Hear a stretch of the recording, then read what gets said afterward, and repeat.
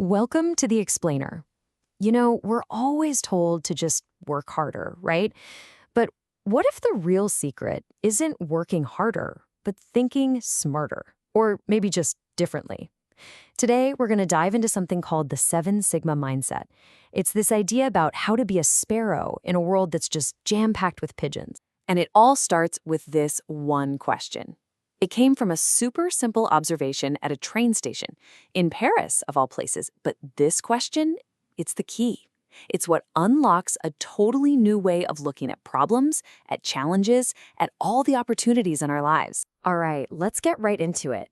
To really get what the Seven Sigma Mindset is all about, we got to start with the story that sparked the whole thing. Okay, so picture this. You're at the Gare de l'Est train station in Paris, and there's this flock of pigeons just going nuts over a single piece of bread.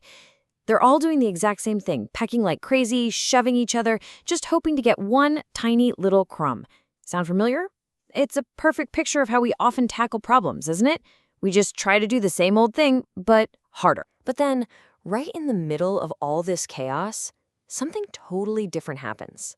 A little sparrow lands nearby. It doesn't jump into the fight. Nope, it just watches. It waits. And then, bam!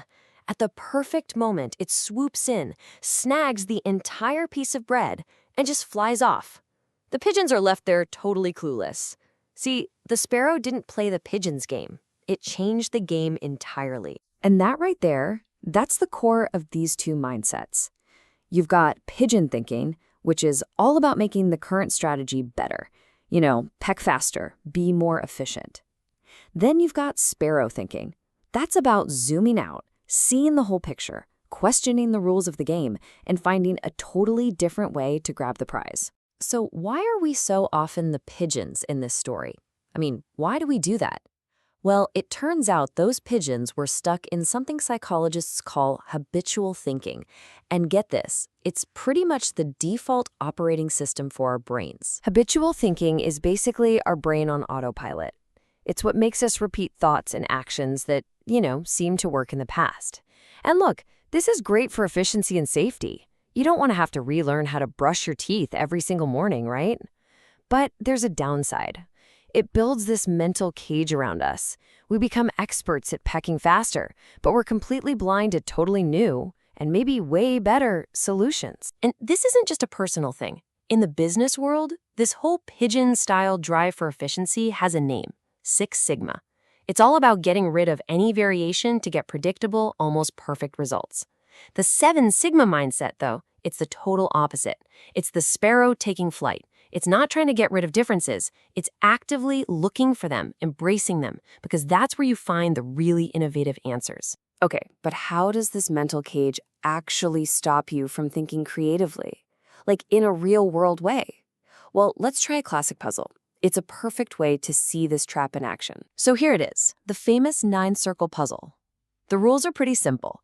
Connect all 9 of these circles with just 4 straight lines.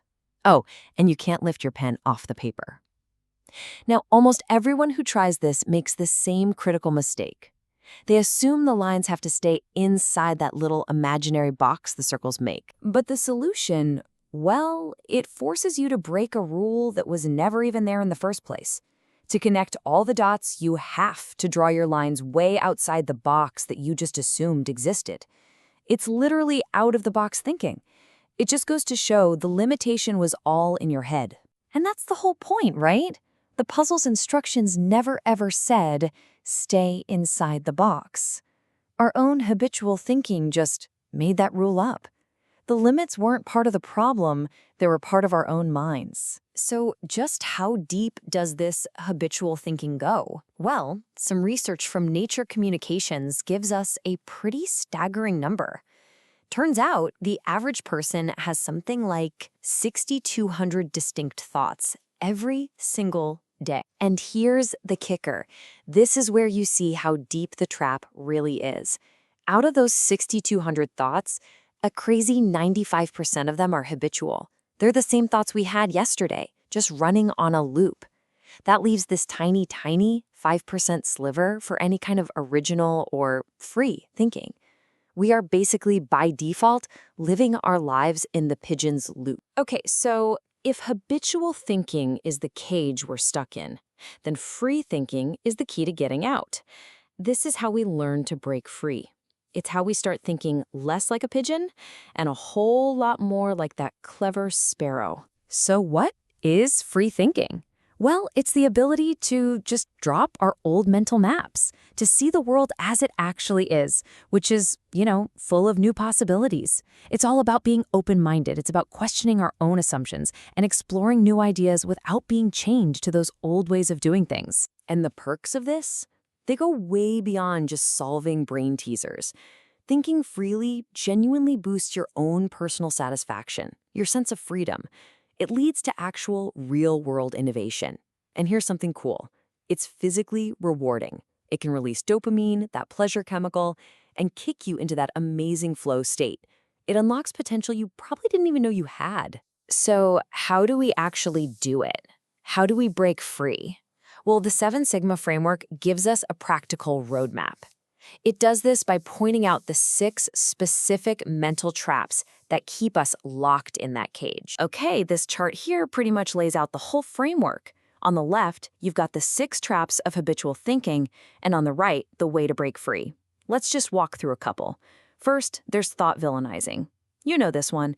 It's when you have an idea and your brain immediately shoots it down. That's dumb. That'll never work.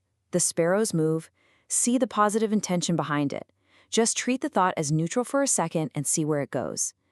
Then there's thought identifying. This is huge. It's when you think, I am an anxious person. You've become the thought. The alternative is to see the thought as separate. Realize you have an anxious thought, but it isn't who you are. That creates some serious mental space. And one more, thought attaching. This is when you just replay a mistake over and over in your head. The freeing alternative, practice letting it go. Observe the thought, acknowledge it, and then just let it float by.